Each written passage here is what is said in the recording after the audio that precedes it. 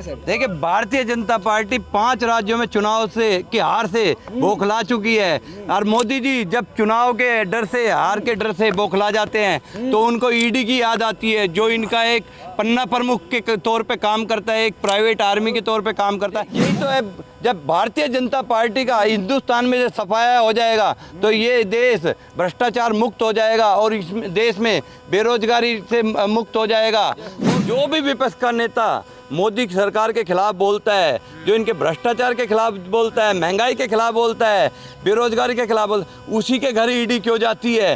क्यों नहीं जब कुल्लू मनाली हाईवे धंसा उसके घर गया? क्यों नहीं विजय माल्या के घर गए? क्यों नहीं मेहुल चोकसी के घर गए? क्यों नहीं अदानी के घर गई ईडी? क्योंकि जब पेट में आग लगती है, एक कोई भी जब नौजवान है, मैं हूँ या कोई भी निकलता है, तो वो ये सोचता है मैं घर में कुछ पैसे कमा के लाऊं और मेरे बच्चों का पेट पले, उसके बाद मैं मंदिर में कुछ दान करके आऊँ। आप बताइए, मैं घर जाऊँगा नहीं तो अब मैं भूख से, पेट से तड़प रहूँगा तो मैं मंदिर जाऊँगा या कमाने जाऊँगा? तो ये है इलेक्शन डिपार्टमेंट ऑफ बीजेपी।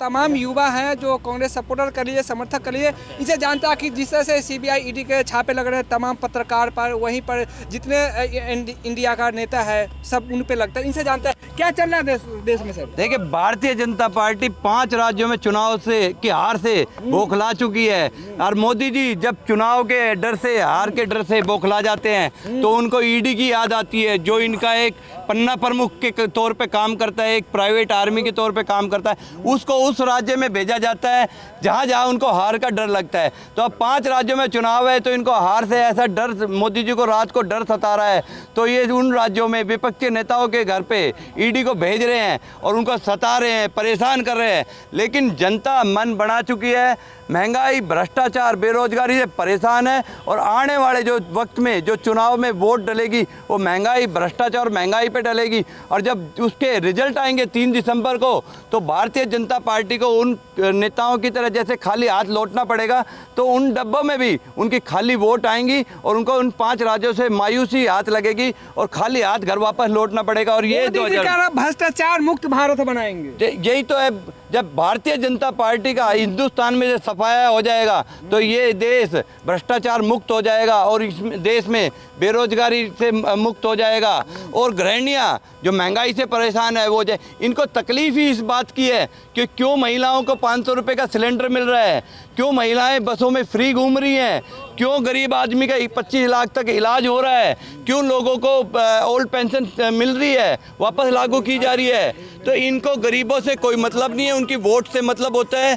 जब भी उनको कोई कल्याणकारी योजना कांग्रेस पार्टी चलाती है तो इसको रेवड़ी की तरह बोलते हैं कि रेवड़ी दे रही है। उल्टा ये गरीब लोगों को परेशान करने का काम करते हैं। कहाँ गई किसानों को जो आय दोगुनी करने का काम करती थी, तो वो आज आय कहाँ चली गई? मोदी जी सबका साथ सबका विकास। बताइए ना, किसानों का क्या विकास हुआ? आज उनको फसलों के दामों के लिए बॉर्डर पे बैठना पड़ रहा है। गृहिणी को अपने गैस सिलेंडर कम करने के लिए इनसे प्रधानमंत्री से गुहार लगानी पड़ती है कि महंगाई कम करिए। आज प्याज के दाम कहाँ है? 60 रुपये पार हो चुके हैं। मैं एक बात बताइए, महिला पहलवान आज जब भी मेडल लेके आते हैं उनके साथ फ़ोटो खिंचवाते हैं, लेकिन जब उनके साथ अन्याय होता है, न्याय दिलाने की बात होती है तो कहाँ चले जाते हैं? ये सिर्फ इनके नेता क्या करते हैं, सिर्फ जुमलेबाजी में विश्वास करते हैं। अगर इस सरकार में अगर किसी का विकास हुआ है तो जयंत शाह का विकास हुआ है। वो परमानेंट जो बीसीसीआई के सेक्रेटरी बन के बैठ गए हैं और वहाँ पे आराम से मलाई खा रहे हैं। उनके लिए तो गारंटी है विकास की। गारंटी सिर्फ उन्हें मिली है, रोजगार की गारंटी अगर किसी को मिली है तो सिर्फ जयंत शाह को मिली है। उनको परमानेंट एक पद मिल चुका है, रोजगार मिलते, काबिल है, हाँ इतने काबिल है। आज तक उन्होंने एक बैट भी पकड़ के नहीं देखा है, आज तक एक बॉल नहीं खेली होगी उन्होंने, पता नहीं उनको ABCD का पता भी है, क्रिकेट का नहीं है। तो मैं कह रहा हूँ भारतीय जनता पार्टी मध्य प्रदेश में भी है। दिमाग की जरूरत नहीं पड़े, उसके पास असिस्टेंट बहुत होता है दिमाग चलाने बोले तो चेयर स्टंट है ना, ईडी है, ईडी एक स्टंट ही तो है। जहाँ जहाँ चुनाव से ये हार से बौखला जाते हैं उनके खिलाफ भेजा। जो भी विपक्ष का नेता मोदी सरकार के खिलाफ बोलता है, जो इनके भ्रष्टाचार के खिलाफ बोलता है, महंगाई के खिलाफ बोलता है, बेरोजगारी के खिलाफ बोलता है, उसी के घर ईडी क्यों जाती है? क्यों नहीं जब कुल्लू मनाली हाईवे धंसा उसके घर गया? क्यों नहीं विजय माल्या के घर गए? क्यों नहीं मेहुल चोकसी के घर गए? क्यों नहीं अदानी के घर गई ईडी? क्योंकि उनके घर जाने के लिए, उनके घर जब भी जाते हैं ईडी सो जाती है। ईडी को ईडी को सिर्फ इतना काम दे रखा है, ईडी एक इनके पन्ना प्रमुख के तौर पे काम करती है। जो भी विपक्ष का नेता इनके खिलाफ आवाज़ उठाता है, महंगाई, बेरोजगारी, भ्रष्टाचार की बात करेगा, और जहाँ भी जिस राज्य में चुनाव होंगे तो वहाँ सिर्फ जाया जाएगा। जिस राज्य में चुनाव नहीं होगा वहाँ ईडी के दफ्तर बंद हो जाते, हो जाते। आप विरोध मोदी जी का कर रहे हैं, वो भी टीका लगा करके, सारा हिंदू मैं कह रहा हूँ, आप एक बात बताइए, हिंदुस्तान में कोई ऐसा वर्ग नहीं है, हिंदू, मुस्लिम, सिख, ईसाई, कोई ऐसा वर्ग बता दीजिए जो इससे परेशान ना हो। ये तो धर्म की चटनी सिर्फ उन अंधभक्तों को चटाई जाती है जिनको ये रोजगार की बात ना करे, महंगाई की बात ना करे, भ्रष्टाचार की बात ना करे।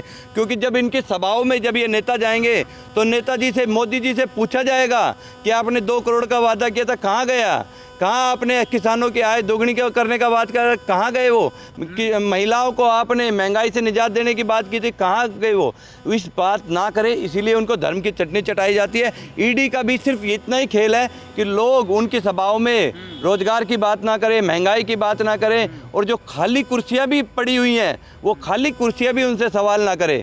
तो आप देखिए, जहाँ भी कांग्रेस की सभा होती है वहाँ कुर्सियाँ भरी होती है, भीड़ इतनी होती है। मोदी जी के राज में सीना चौड़ा करके चल रहा है। हमें जब पेट में आग लगती है, एक कोई भी जब नौजवान है, मैं हूँ या कोई भी निकलता है, तो वो ये सोचता है मैं घर में कुछ पैसे कमा के लाऊं और मेरे बच्चों का पेट पले, उसके बाद मैं मंदिर में कुछ दान करके आऊँ।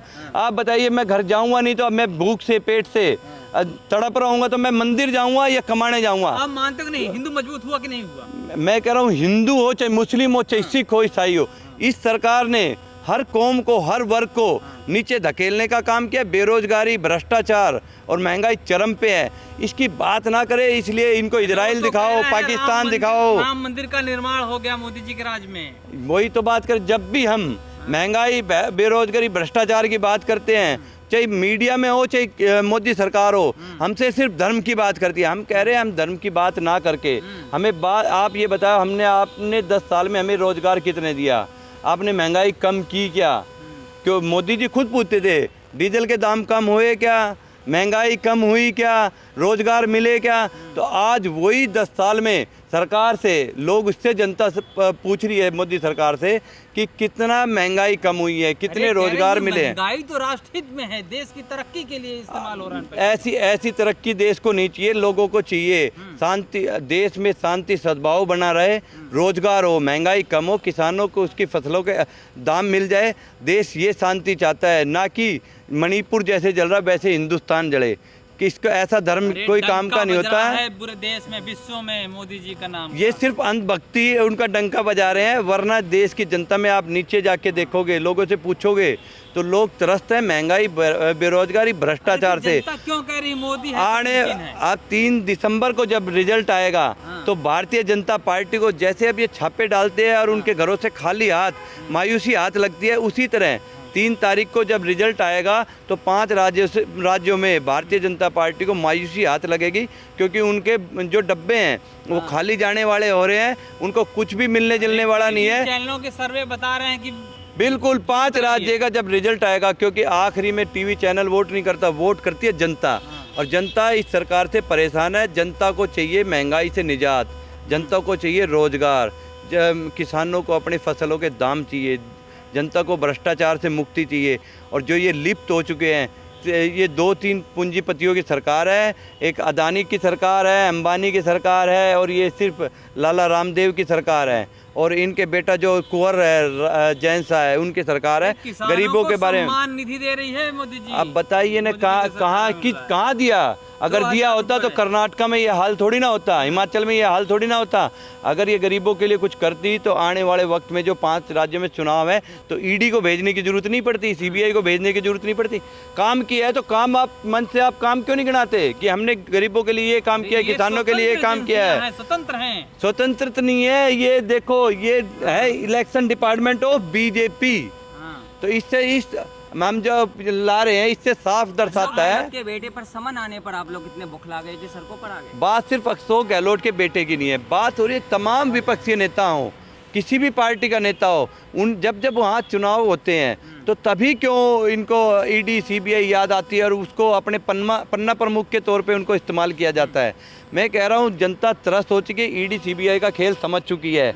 जनता मन बना चुकी है। और जब चुनाव होंगे और जब वोट डाला जाएगा तो सिर्फ जब जो नौजवान वोट डाल रहा होगा, जो महिला वोट डाल रही होगी, जो लेबर है, जो मजदूर वोट डाल रहा होगा, जो किसान वोट डाल रहा होगा, वो सिर्फ अपनी आर्थिक स्थिति को देख रहा होगा कि इस सरकार ने मुझे 9 साल में क्या दिया है, और उसके आधार पे वोट डालेगा। और जब 3 तारीख को रिजल्ट आएंगे तो मोदी जी को पता चलेगा कि मैंने क्या जनता को दिया और मुझे क्या वापस दिया। तो जो मोदी जी ने खाली दिया है जनता को, खाली जुमले दिए हैं, तो वही उनको डब्बों में मिलेगा खाली। इनको फिर कोई ऐसा भारत पाकिस्तान का या कोई धर्म की चटनी चटानी पड़ेगी, वरना जनता अब इनके बहकावे में आने वाली नहीं है। मन बना चुकी है इन 5 राज्यों का भी और आने वाले 24 के चुनाव का भी। जवाब मिलेगा, जवाब मिलेगा, परिवर्तन होगा। 5 राज्यों में कांग्रेस की पूर्ण रूप से सरकार बनने जा रही है और भारतीय जनता पार्टी खाली हाथ वापस लौटेगी, मायूसी हाथ लगेगी। और आप उनसे सवाल पूछना कि क्या जवाब मिला है। जवाब सिर्फ रोजगार,